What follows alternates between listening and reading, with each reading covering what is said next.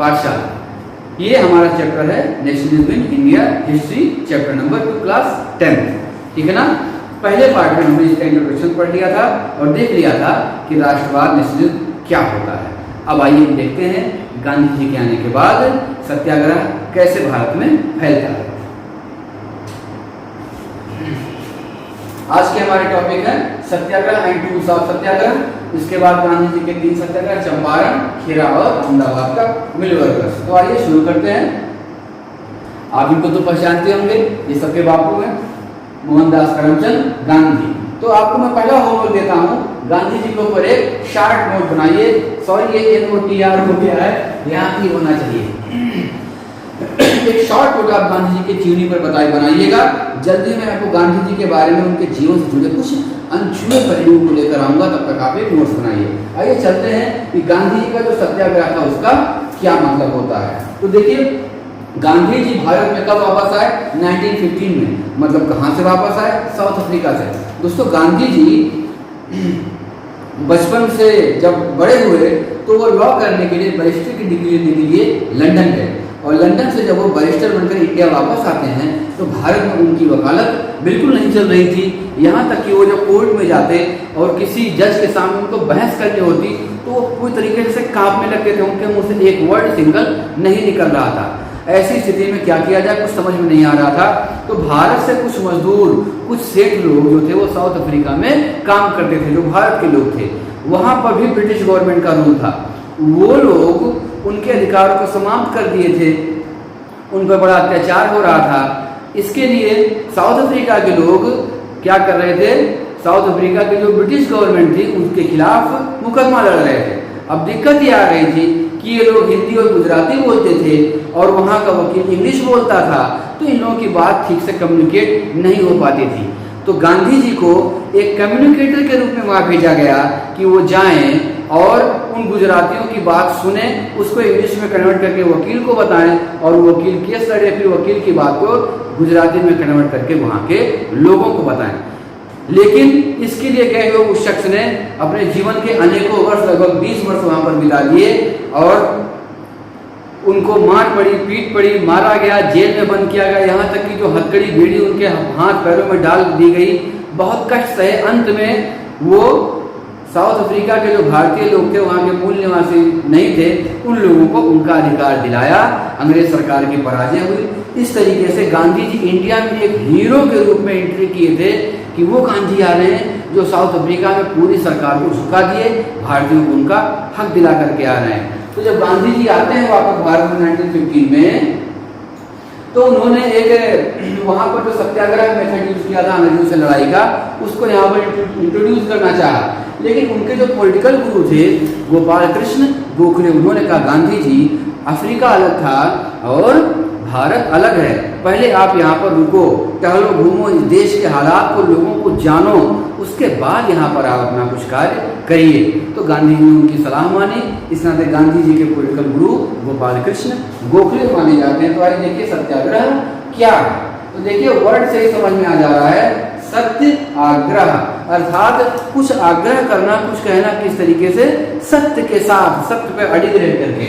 मतलब satyagraha literally means holding on to truth और truth force. सत्य के साथ मजबूती से खड़े रहना ही क्या है? सत्याग्रह है। अर्थात जब अंग्रेज कुछ गलत कर रहे हैं, अत्याचार कर रहे हैं, तो आप उनका विरोध करिए और डट करके आगे खड़े हो जाइए कि नहीं आप गलत कर रहे हैं।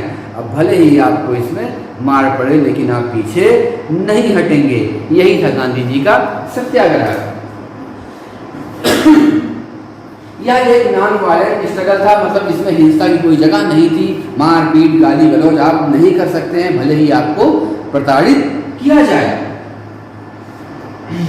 ये सत्याग्रह था, आपके नोट्स के लिए काम आएगा डेफिनेशन में। अब आइए देखते हैं कि सत्याग्रह का क्या टूल्स थे, क्या मेथड थे, किन किन तरीकों से गांधी जी सत्याग्रह को यूज करते थे। तो इसके कई मेथड थे, कई तरीके थे। इसको टूल्स भी कहते हैं या मेथड भी कहते हैं। और बोर्ड एग्जाम में आपसे 3 मार्क्स में ये पूछा भी जाता है। तो स्ट्राइक करना मतलब धरने पर बैठ जाओ, हड़ताल काम ना करो, बैठ जाओ कि आप हमसे हमारा जो हमारी मजदूरी है वो आप कम दे रहे हैं, बोनस नहीं दे रहे हैं, आप अत्याचार कर रहे हैं, हम काम नहीं करेंगे। आप हड़ताल पर बैठ जाइए, लेकिन सत्य बात होनी चाहिए, वो सत्य के साथ खड़े रहिए। ये नहीं कि आप झूठ में ही हड़ताल कर देंगे। और हंगर स्ट्राइक, भूख हड़ताल कर देना। अगर आप सही हैं और आपकी बात नहीं मानी जा रही है तो आप आमरण अनशन पर बैठ जाइए कि जाओ हम भोजन नहीं करेंगे जब तक ये चीज़, मान लिया आपका गांव है ना, मान लिया, और आपको स्कूल जाना है, बीच में नदी पड़ती है और पुल टूट गया है और सालों से बच्चे नाव में बैठ करके पार करके जा रहे हैं, सबको कष्ट हो रहा है, लेकिन प्रशासन इस ओर ध्यान नहीं दे रहा है। अब अगर आपको सत्याग्रह करना है, आप प्रशासन पे गए, कलेक्ट्रेट के सामने बैठ गए और लिखे कि गांव का पुल ना बनवाने के कारण मैं भूख हड़ताल कर रहा हूं, और आप बैठ जाइए, भोजन मत करिए। अंत में गवर्नमेंट झुकेगी, आपको मनाएगी और जल्दी ही आकर के पुल का निर्माण कराया जाएगा। तो यही है सत्याग्रह। तो गांधी जी स्ट्राइक करते थे, हंगर स्ट्राइक करते थे, हड़ताल करते थे और नॉन कोऑपरेशन करते थे। पीसफुल डिमॉन्स्ट्रेशन, सभी डिमॉन्स्ट्रेशन, सभी प्रदर्शन शांतिपूर्ण होते थे। मारपीट नहीं, गाली गलौज नहीं, हंगामा नहीं और वायलेंस की तो कहीं जगह नहीं होती थी। अभी नॉन कोऑपरेशन क्या है? देखिए, नॉन कोऑपरेशन मतलब कोऑपरेट ना करना, आप सहयोग मत करिए, यही है नॉन कोऑपरेशन। कैसे भैया? तो अभी जब इसका चैप्टर आएगा पार्ट, हम अच्छे से समझेंगे।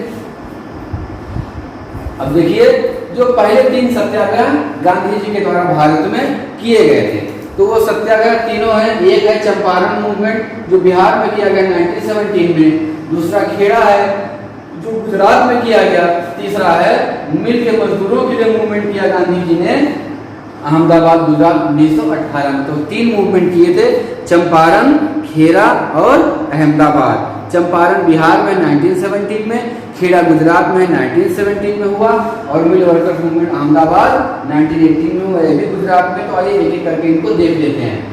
देखिए, ये फिगर आपको दिख रहा है, उस समय गांधी जी बहुत बुजुर्ग नहीं हुए थे और पगड़ी वगैरह लगाते थे, मूछे थी इनकी, अच्छी बात सब कुछ थे। तो हुआ क्या कि बिहार में अंग्रेज जबरदस्ती जबरन किसानों को कहते थे कि वो अपने लैंड के 2/3 पार्ट पर इंडिगो प्लांटेशन, नील की खेती करेंगे। और नील से क्या था कि नील को लेकर के वो देश विदेश में दूर तक बेचते थे।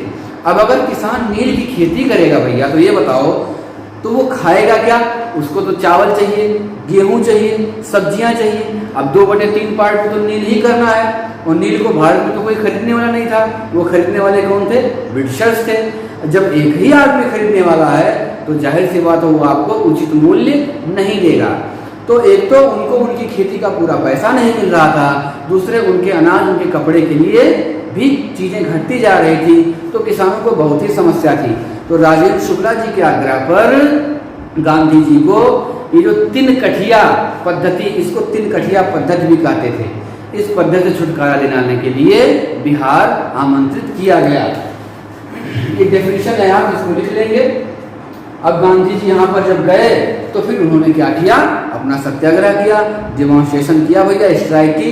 अंग्रेजों ने सोचा कि कौन है? अरे वो गांधी जो अफ्रीका से आया है, तो वो यहाँ पर भी प्रॉब्लम कर सकता है। तो क्या किया गया कि छोड़ो यार, वो प्रॉब्लम क्रिएट करे, इसकी बात मान लो। तो गांधी जी की बात बड़ी आसानी से मान ली गई और इनको इस प्रॉब्लम से छुट्टी मिल गई, बेचारे आसानी से खेती को कर सकते थे। तो इस तरह चंपारण मूवमेंट गांधी जी का सफल रहा जो बिहार में हुआ था। अभी हम मैप में देखेंगे कि चंपारण कहाँ पर है। अब देखिए खेड़ा मूवमेंट क्या था। खेड़ा में क्या था कि गुजरात में तो बहुत बारिश हुई थी, जोरदार बारिश, तूफान भयानक, सारी फसलें लगभग 1/4 फसल बर्बाद हो गई थी, बहुत कम बचा था। अब फसल बर्बाद होने के बाद एक और प्रॉब्लम आ गई कि प्लेग वहाँ फैल गया। प्लेग एक जैसे आजकल कोरोना है, ऐसे प्लेग चूहों से फैलने वाली एक एपिडेमिक महामारी होती थी। प्लेग फैल गया, किसान बुरी तरीके से परेशान। ऐसी स्थिति में भी अंग्रेज जो टैक्स था, जो रेवेन्यू था, जो लगान था, उसको कम करने के लिए राजी नहीं थे। अब आप सोचिए, किसान की फसल बर्बाद, चारों तरफ महामारी, बीमारी फैली, ऐसे में वो टैक्स कहाँ से देगा? उसके पास तो दवा और खाने के पैसे नहीं थे। तो वहाँ एक बुद्धिजीवी श्यामलाल जी थे और बहन अनसुईया थी। इनके बुलाने पर गांधी जी आए, लेकिन गांधी जी को बीच बीच में चंपारण जाना था। तो उन्होंने कहा कि भाई, मुझे सेनापति के रूप में एक व्यक्ति चाहिए जो अपना जीवन इन किसानों के लिए लगा सके। दोस्तों इसी समय सरदार वल्लभ भाई पटेल आए, अपनी वकालत का सारा चोगा फेंका और बोला कि मैं आपके साथ हूँ। तो इस तरीके से सरदार वल्लभ भाई के भी इंडियन मूवमेंट में, नेशनल मूवमेंट में एंट्री होती है।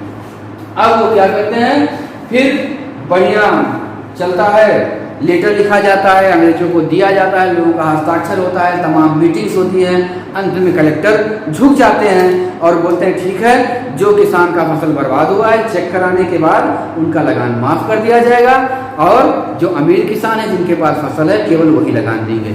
इस तरीके से खेड़ा में भी गांधी जी की विजय होती है। देखिए उसमें भी गांधी जी की पगड़ी थी और ये उस समय का अखबार है, गुजराती भाषा में लिखा है। तो गांधी जी चंपारण गए, वहाँ भी सक्सेस हो गए, खेड़ा गए, वहाँ भी सक्सेस हो गए।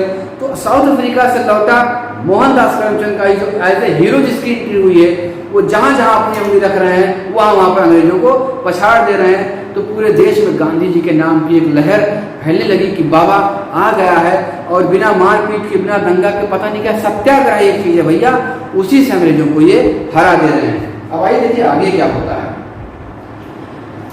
फिर अहमदाबाद में भी लोगों को क्या था, लो वेजेस दिए जाते थे, अच्छी कंडीशन उनकी नहीं थी। वह हाँ, एक इम्पॉर्टेंट बात, जो हंगर स्ट्राइक गांधी जी ने सबसे पहले यूज किया, भूख हड़ताल, वो सबसे पहले 1918 में अहमदाबाद के मिल मजदूरों के लिए ही भूख हड़ताल का प्रयोग किया गया था। यहाँ पर भी सरकार झुक जाती है और अहमदाबाद के मिल के मजदूरों को बोनस भी दिया जाता है, उनका वेतन भी दिया जाता है। इस तरीके से तीनों सत्याग्रह इनके सफल होते हैं। मैप में बहुत इंपॉर्टेंट है, ये देखिए, ये बिहार है, उत्तर प्रदेश बिहार, उत्तर प्रदेश बिहार का ज्वाइंट एरिया है, वहां पर चंपारण है। 1 मार्क्स में मैप में आ सकता है चंपारण, जहां पर इंडिगो की खेती 2/3 हिस्से पर करनी होती थी। ये गांधी जी का पहला सत्याग्रह था, ये गए थे और यहाँ पर सत्याग्रह ठीक हुआ था। दूसरा क्या है, खेड़ा, ये देखिए गुजरात जहां पर टर्न होकर नीचे आता है उसके राइट साइड में खेड़ा है और लेफ्ट साइड में अहमदाबाद। को आप भूलिएगा मत, तीनों मूवमेंट, ये चंपारण हो गया, ये खेड़ा और अहमदाबाद आपके मैप पर है। इस तरीके से गांधी जी का पहला तीनों सत्याग्रह सफल रहा। तो हम इतना पार्ट इस चैप्टर का खत्म कर चुके हैं। अब भारत में मूवमेंट बढ़ता जा रहा था, नेशनलिज्म का मूवमेंट अंग्रेजों को भगाने के लिए। गांधी जी के आने से और जोर पकड़ लिया कि ये जहाँ जा रहे थे अंग्रेज वहीं हार जा रहे थे। तो गांधी जी का कद भी बड़ा हो गया और लोगों के मन में अपने देश के प्रति प्रेम की भावना भी जगने लगी। इस तरीके से ये चैप्टर आगे बढ़ता जा रहा है। अगले पार्ट में हम इस पोर्शन को कवर करेंगे, रेड वाले को। तब तक आप पढ़ते रहिए, वीडियो को लाइक शेयर करना मत भूलिए, चैनल को सब्सक्राइब अगर नहीं किया तो अब भी करिए, क्योंकि मैं कंटिन्यू एससीईआरटी 6 to 10 के सारे चैप्टर्स को लेकर के आऊँगा। ना केवल स्टूडेंट्स बल्कि जो एस्पिरेंट्स हैं यूपीएससी या यूपीएससी जैसे लोगों के, या किसी भी क्षेत्र के पीएससी, हर जगह जीएस में हिस्ट्री, इकोनॉमिक्स, पॉलिटिकल साइंस ही और ज्योग्राफी भी पूछा जाता है। इस नाते आप तैयारी करते रहें, पढ़ते रहें। फिर मिलते हैं अगले पार्ट में। धन्यवाद।